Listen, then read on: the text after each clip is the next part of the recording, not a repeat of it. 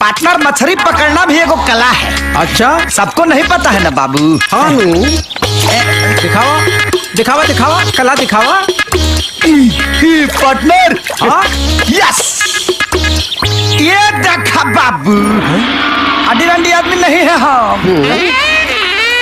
वही रहा, देखा इसका बड़ा है। तका तू ही खाली जाना तारा। अब देखा हमार खेला। पार्टनर, अब हमारा खेला देखो। पकड़ो पकड़ो पकड़ी पकड़ो, ये अंदर हाथ डालना। हाथ डाल के निकाल रहे हैं। पार्टनर, लागत पड़ के करे धरल बिया। निकाल निकाली। हट देखा पार्टनर। फेंक बाबू, फेंक, नाप ला। बेच दा, केकर करे बड़ के देख ला। बेच दे बाबू, तो ढेर पीस वाला बा। काहे फेंकी?